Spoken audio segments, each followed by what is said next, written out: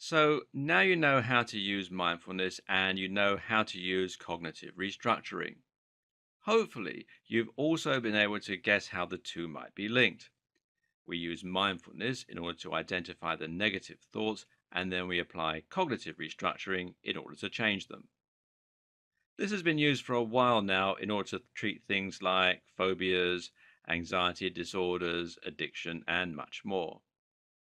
But what if you don't have any of these problems and you're completely fine? Well, in that case, we can still use cognitive restructuring because the thing is, you can actually use cognitive restructuring to improve aspects of your thought processes that aren't broken. In other words, this isn't just a tool for healing, but also a tool for self improvement. And there are countless ways you can use it to make yourself calmer, more confident, and more productive. Likewise, there are many things that are similar to cognitive restructuring but don't technically fall under the same heading. We'll be returning to this concept more in the future, but now let's look at some alternative ways to control your thought patterns and some alternative motivations for doing it. Often, we think of fear and anxiety as being short term responses to situations or stimuli. But in fact, our fear and anxiety can be much longer term and affect our decision making, goal setting, and decisions. Tim Ferriss proposes a concept called fear setting in his book, The 4 Hour Workweek, as a tool you can use to overcome your fears and thereby start getting what you want out of life. So, let's say you're thinking of starting a new job, taking a career break so you can go traveling, or starting your own business. You've been thinking of doing these things for a long while, but the problem is you're too afraid to do it because you think you'll end up without a job, without a partner. Surely, if you leave your current job to go traveling, you won't be able to get a job on your return. And the longer you're unemployed, the more unemployable you'll become. Eventually, your partner will become sick and tired of scraping by because of a stupid decision you made, and they'll leave you. Then your house will be repossessed, and you'll end up homeless and alone. That might all sound very over the top, but this is the kind of thing we actually think on an unconscious level all the time. And the reason we think it is that humans are naturally very risk averse. We evolved in the wild where risk would generally mean lions. As such, we learn to become more sensitive to risk and to defend our assets more than go after new assets. But today, risk is very rarely anything life threatening. More likely, risk will mean getting shouted at, but we blow it out of all proportion because we're risk averse people. By now, you should hopefully be able to guess what's coming next. Thought challenging. We're going to take these beliefs and fears and challenge them by looking at just how realistic they are. And Tim Ferriss's technique is perfect for this. So, first, think about what it is you want to do and why you want to do it. Now, think about all the things that are right now holding you back from taking the plunge and giving it a go. If we're talking about taking a career break, then your list of fears and reasons might look something like this.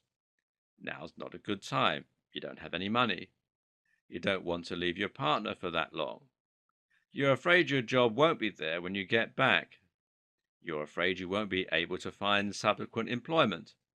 You're afraid you might ultimately end up destitute, in debt, or homeless. Now, let's assess each of these beliefs.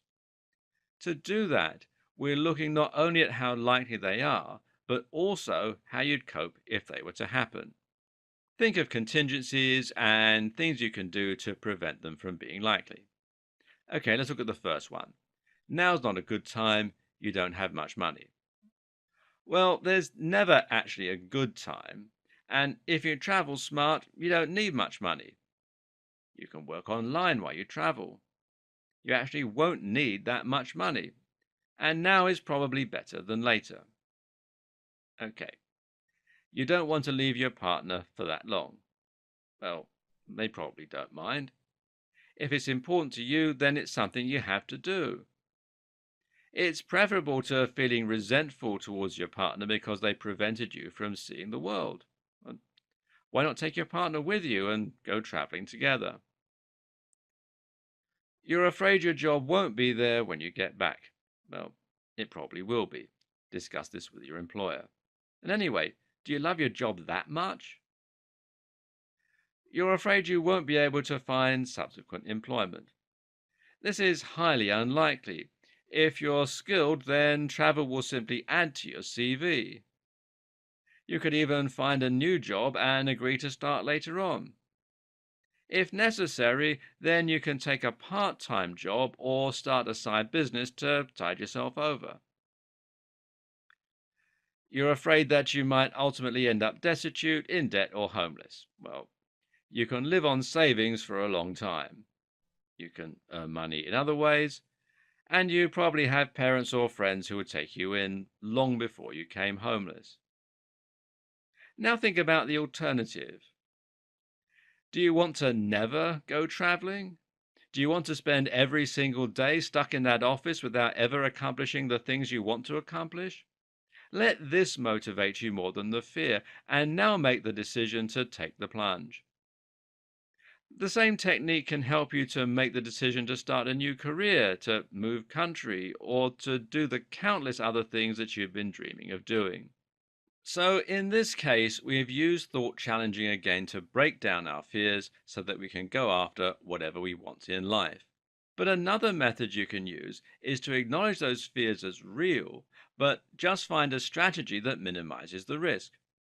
In this section, we'll look at a technique you can use to do this in dating, one that will give you the confidence to approach and date anyone. So, let's say you're the average awkward guy, for argument's sake. You go to bars regularly with friends, hope it's a pull, but you're too afraid to approach the people on the dance floor. Why? Because you're worried they'll reject you and you'll end up feeling incredibly awkward. That's a genuine concern, although we could ask why it matters. So it's hard to deny it out of hand. The simple solution? Minimize the risk and remove your likelihood of failing. To do this, you can simply assess the situation before you approach anyone. So hang back away from the bar and chat with friends. As you do, look around the place for people you're interested in, and if you see someone, smile at them while making eye contact.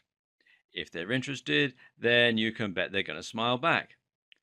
And if they're absolutely not interested, well, they'll probably just look away and you'll know about it. But in either situation, you haven't lost face and you can still hold your head high. There's nothing to be afraid of. If they smiled, though, then you can probably relatively safely approach them. Now, that doesn't mean they're necessarily into you, but it means at least they're open to the idea of chatting with you. So, the next step is to head over in your group of friends and talk to their group of friends. Don't speak to them only. Speak to the whole group so you simply come across as someone friendly, outgoing, and interesting. Likewise, let your friends mingle with their friends too. When you get a moment, try to spend a bit more time chatting with the person you were initially interested in and who gave you the go ahead to come over. If the conversation is going well with the person you're interested in, then you can step it up one more notch by simply offering to buy them a drink. This is a very clear signal that you're interested in them, and so they probably won't say yes unless they're interested back. Now they're away, you can talk to them on their own and assess the situation. Finally, ask if they want to dance, and if they say yes, take the same approach. Dance more and more closely until eventually you're completely sure it's okay to make the move. In this situation, you've now approached someone attractive in a bar, but at no point is there any danger of rejection. If they don't want to talk to you, they won't smile. If they aren't interested when you come over, they'll make excuses and you can talk to their friends. If they change their minds, they can say no to the drink.